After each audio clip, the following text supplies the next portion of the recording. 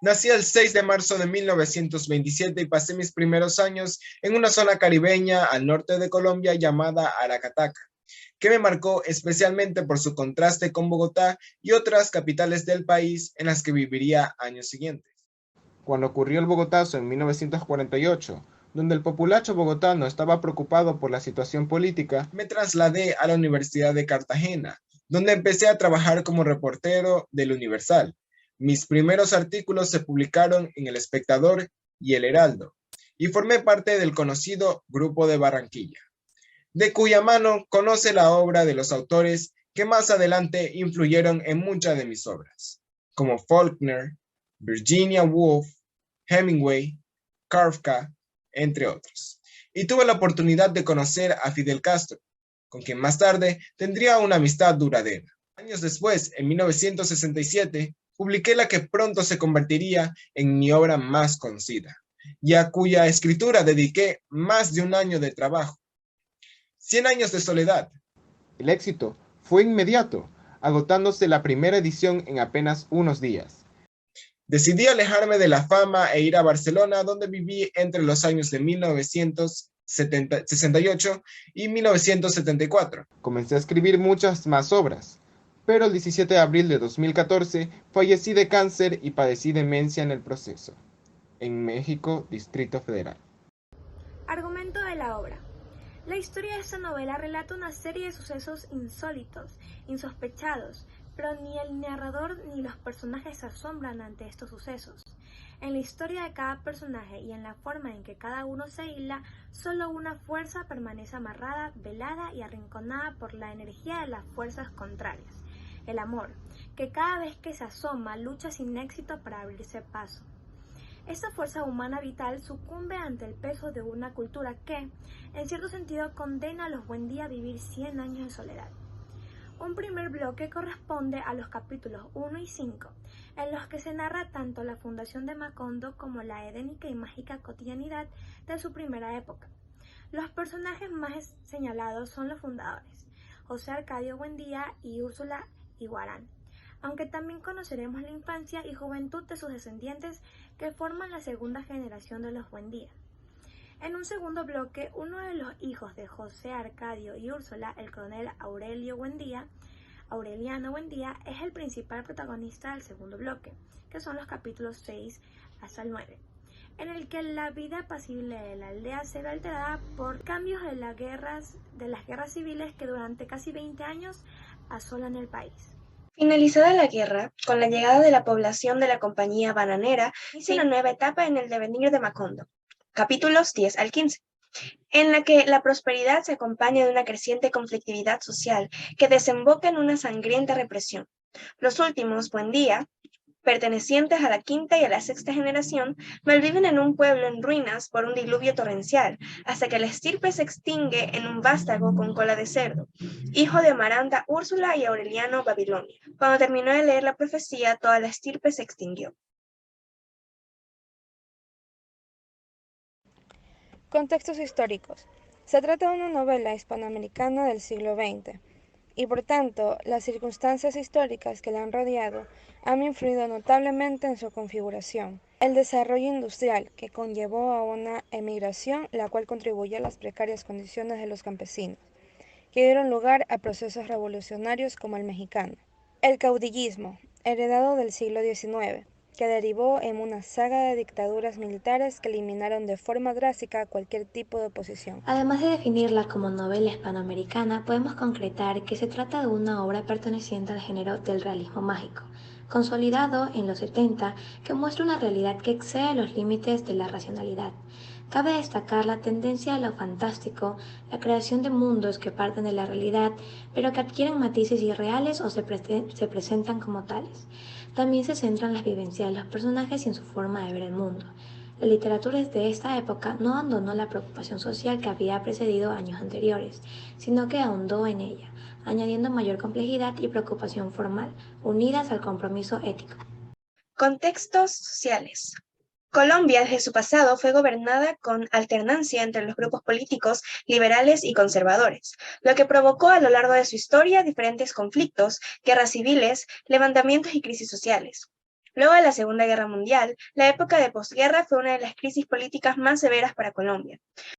El asesinato de Jorge Eliezer Gaitán, dirigente del Partido Liberal en Bogotá, 1948, desencadenó un levantamiento nacional en contra del gobierno conservador conocido como el Bogotazo, llevando a una escalofriante y larga oleada de violencia, casi 300.000 muertos entre los años de 1948 y 1962, que tendrá un reflejo en la literatura de García Márquez y otros escritores, hasta el punto de que la narrativa colombiana de estas décadas ha sido designada como la literatura de la violencia.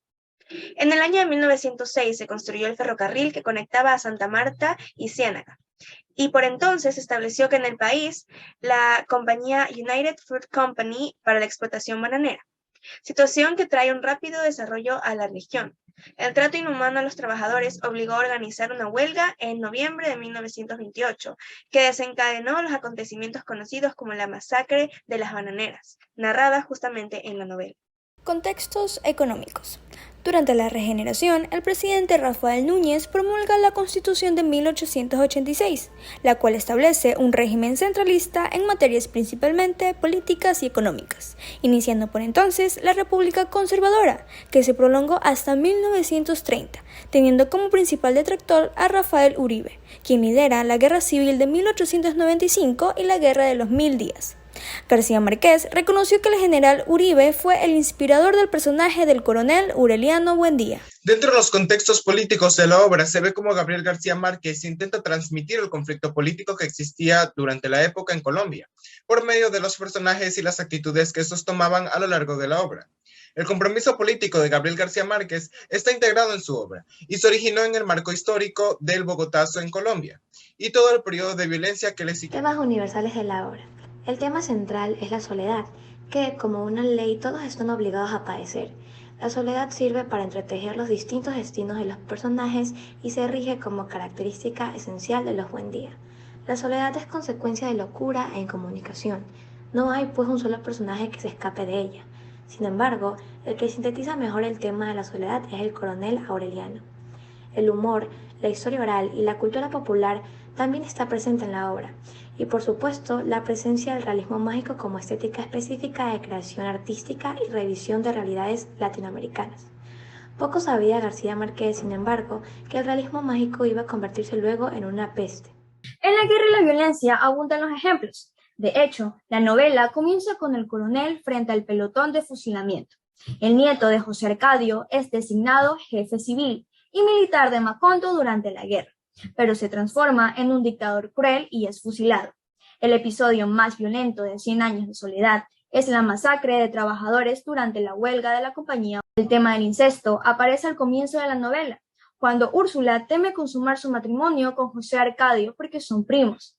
Vuelve a surgir en varias ocasiones. Eventualmente, su hijo, también llamado José Arcadio, se casa con Rebeca, la hija adoptiva de la familia, que en realidad no es su hermana, sino es una prima lejana. Otro ejemplo es la relación entre Amaranta Úrsula y Aureliano, su sobrino, aunque desconocen su parentesco. Por último, los augurios juegan un papel importante en la obra, y los personajes se los toman muy en serio.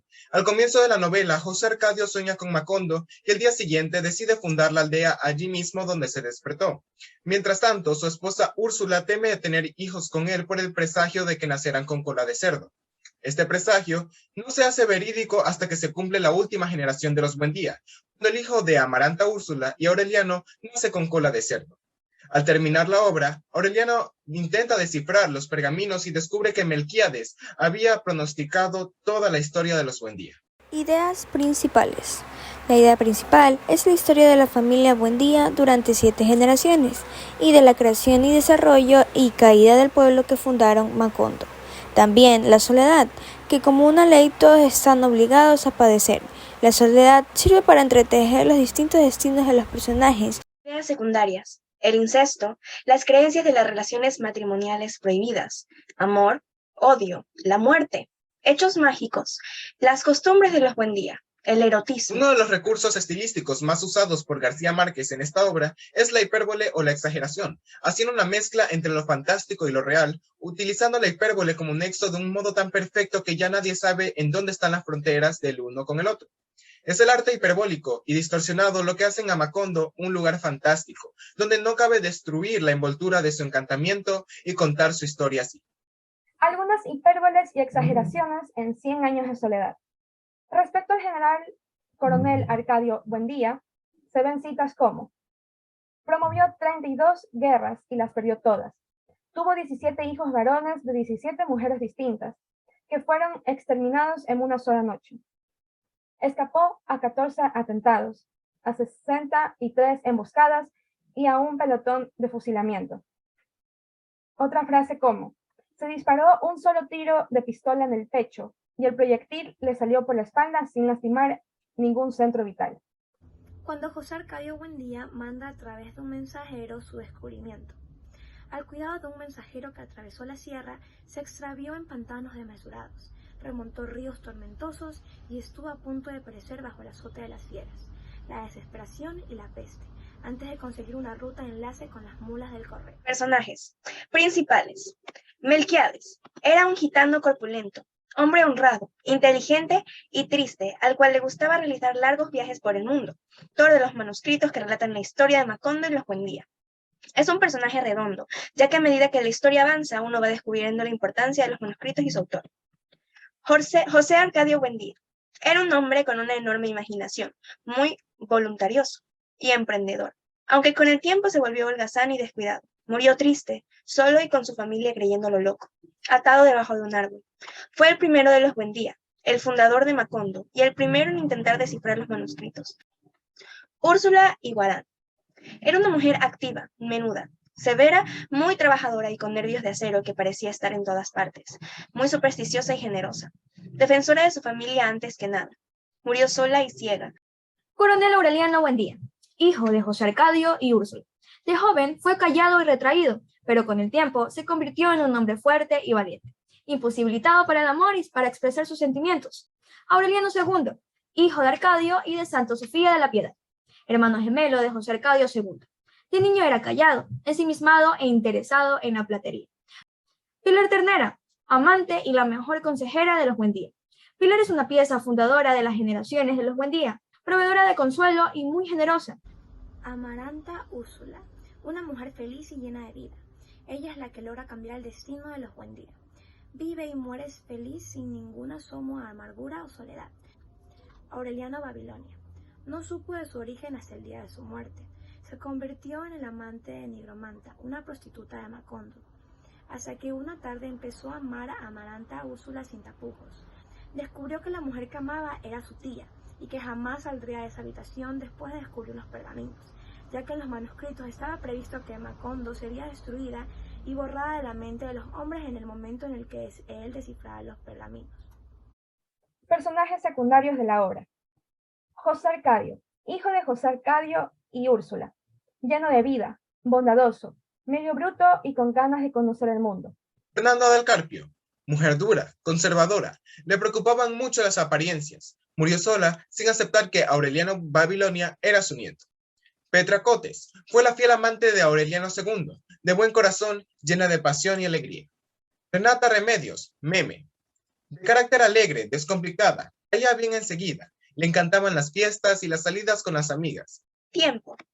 La novela está ambientada en Macondo, un lugar ficticio que refleja muchas de las costumbres y anécdotas vividas por Gabriel García Márquez durante su infancia en su pueblo natal, Aracataca, en la costa caribe de Colombia. A pesar de estar ubicada en un marco histórico reconocible, la historia parece estática ya que ocurren acontecimientos que se repiten en forma cíclica una y otra vez, como las relaciones incestuosas y los destinos solitarios de los protagonistas, en un círculo vicioso que solo termina cuando el pueblo entra en decadencia y se acerca al fin de la familia Buendía.